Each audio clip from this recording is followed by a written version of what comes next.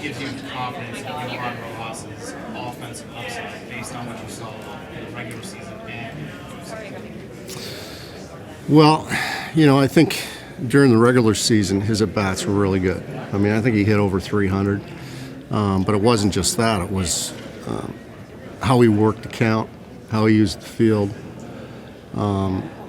And really, I know the numbers in the postseason, the numbers weren't very good, but if you look at the at-bats, they were better than the numbers. So I think this kid's got some upside. Like Dave said yesterday, we're not going to anoint him the center field spot. We'll see what happens in spring training, but I really like this kid. What would you need to see from him in spring training to get him? I think getting back to his regular season at bats where he's, using the field, swinging at strikes, not chasing, that type of thing.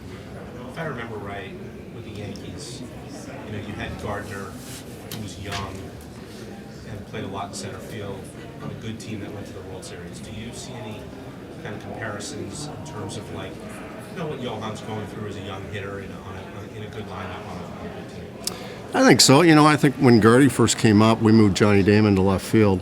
And Gardy took over center field, which at that point in Johnny's career, Gardy was a better defender. And we hit him ninth and just let him go. But I think in our case, we have other options with Marsh and Pache and Cave. And so we want to do the best thing, the right thing for Johan. And if that is going to AAA and getting, how many ever at bats that he needs, then that's what we'll do. Without, saying what it might be, because there a threshold in your mind, an offensive threshold where he has to produce at a X level in order to, because the defense is so good, in order to stay in the lineup every day? I don't know if there's a threshold. I don't have a number in my head, but I think a lot of it has to do with what's best for him, what it looks like. Is he frustrated? Is he getting in his own way and trying to do too much? Once he gets to that point, then, I think we have to do what's best for him. If Rojas does not break in with a major league club, do you see Marsh as the everyday center fielder or more of a timeshare? I think every day, start out with, because I do believe that he's going to be able to hit left-handed pitching, and I think that's one of the things that K-Long's going to really hone in on during spring training and prior to spring training, because he's going around seeing all the guys. So, but yeah, I have full confidence in Marsh. Will he get more opportunities to see left-handed pitching next season and different kinds of left-handed? I think so. Yeah, I think so. I think that's kind of the plan, because we all think that he's going to be able to do it. Your downfall during the NLCS had a lot to do with guys expanding the zone on breaking pitches. Do you anticipate trying to make adjustments to that approach at some point in spring training? Yeah. And how does that discussion actually play out? Well, you've got to acknowledge it first, and then you've got to go to work on it. So I think the acknowledgement's the big thing, and the buy-in from the players that, okay, that's correct. We chase too much. So now we got to bring the zone back over the plate. And I think we've got some ideas that we're going to work at. I don't think if a guy's a big chase guy, he's probably going to be a chase guy. We're just trying to make it better. That's all.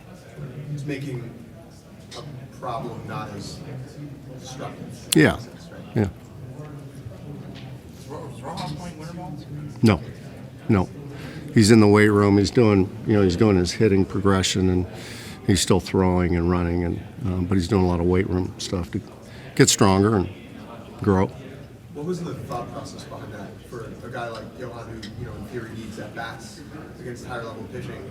Do you have a discussion internally about what's going to be more important, getting him in the weight room, having him take Absolutely. BP or playing winter ball? Yeah, absolutely. And he had a lot of at bats this year. Played in a lot of games. We just felt like it was time to get back in the weight room, get back in the cage, get back to drill work, get his swing back.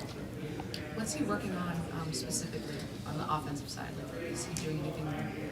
Is he focusing on anything specific? I think it's all about pitch selection and not chasing and understanding what his strengths are and staying with those and attacking his strengths. There's probably a little bit of swing mechanic stuff that they're doing. I'm not exactly sure what they're doing, but we really want him to bring the strike zone back in over the plate and use the field. If he does that, he's going to be good. This was kind of fresh when we first asked you about it a few weeks ago. Did you ever have a conversation with Taiwan Walker? Yeah. Well, we were texting back. Everything's good. Everything's good. Taiwan's a great guy. I love his competitiveness. I love the way he works. He's a great teammate. There's no issues there. With Caleb Cotham, his experience both playing at Vanderbilt and then having been in the major leagues for a few years as well, what does that experience kind of add to your team? Caleb is one of the smartest people I've ever been around. He knows a lot about a lot of things, and not just pitching. And he can use all that knowledge to teach. When we first hired Caleb, he had never really coached before, and so it was interesting to me to see how he would react to the players and major league players, experienced guys, younger guys. I mean, this guy is a rock star when it comes to teaching pitching. I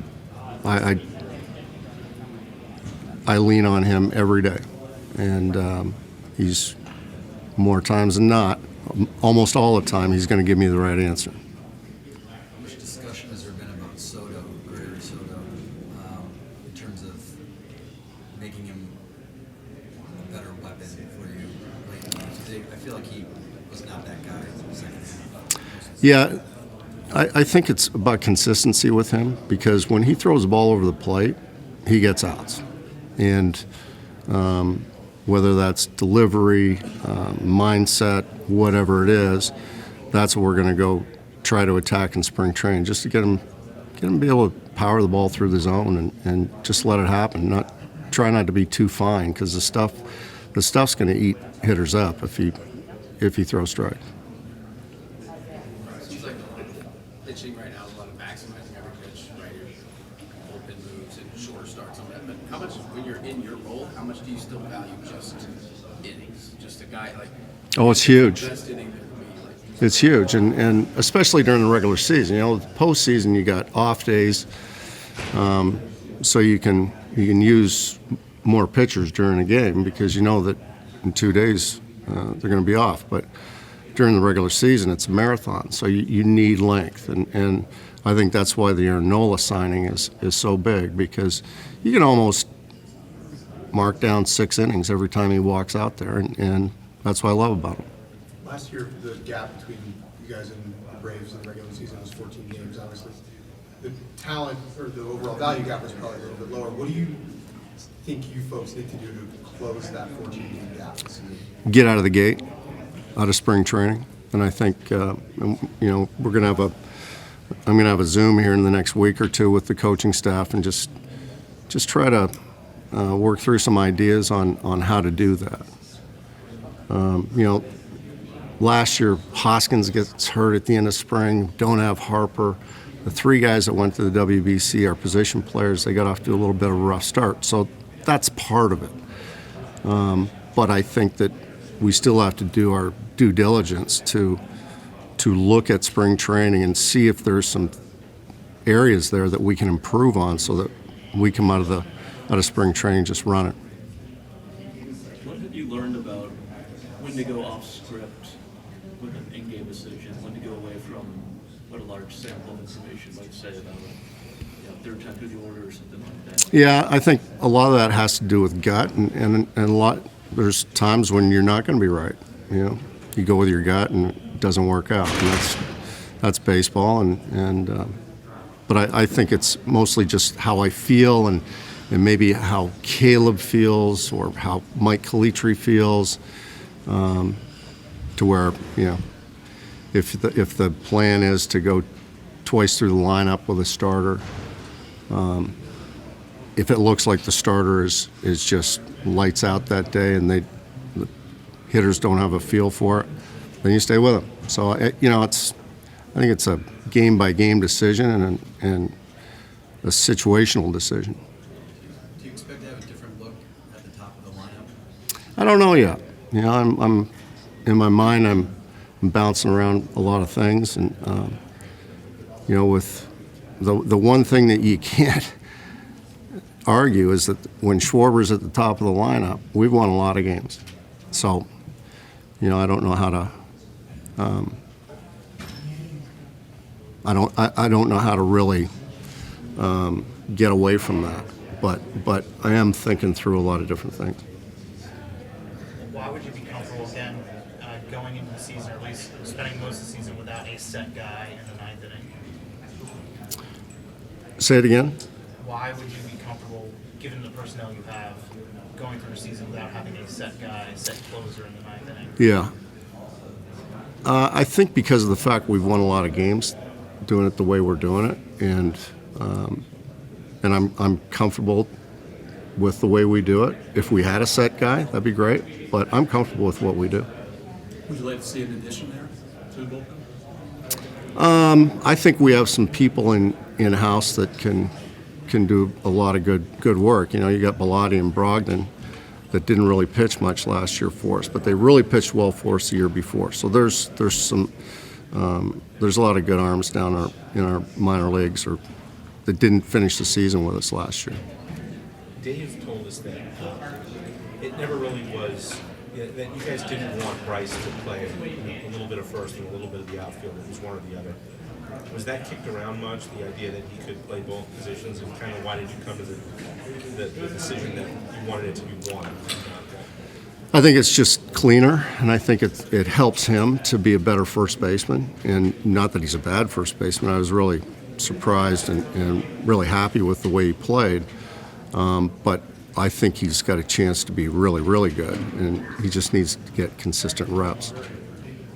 His biggest issue at first often was kind of wandering a little bit too far. Yeah, into the 3-4 hole. Yeah. 3-4 hole. Yeah. How do you draw that in? How do you fix that? It's going to be drill work, you know, pitchers, second baseman, first baseman, just bungling balls into that 3-4 hole and giving a feel of balls he needs to go after and balls he lets Stott take. The one thing he needs to do is to make sure he knows where Stott's at all times. So you're always peeking over your shoulder and making sure he knows how far he can go or needs to go to get a ground ball. There's nobody that can push Sanchez for a number 5 job, is there? He's in there for me right now, but again, you know, it depends on spring training. But I was really pleased with him last year. He came leaps and bounds. Why do you think he can be a guy who makes 25 to 30 starts this year? Strike throwing ability and the changeup is a weapon. You guys pushed him at the end. Were you surprised at how he held up? Because the volume he ended up pitching is clear enough. Yeah, I was. Yeah, really. I mean, he did a really good job of maintaining his weight, which has been a little bit of an issue in the past, but strength department, nutrition department, Sanchi, they did a great job maintaining his weight. So I think that helped him maintain his stuff, his velocity towards the end. Dave's talked about why he's comfortable bringing back most of the same roster. You might find another outfielder later, obviously. Why are you comfortable bringing back most of the same roster and trying to go further next year? Because I think you're going to get a better Stott, a better Bohm. The younger guys are going to, I think, they'll improve a little bit. And, you know, you got a full year of Trey that's going to be Trey, hopefully. And you're going to have Harper for a full year, hopefully. So I really like our roster.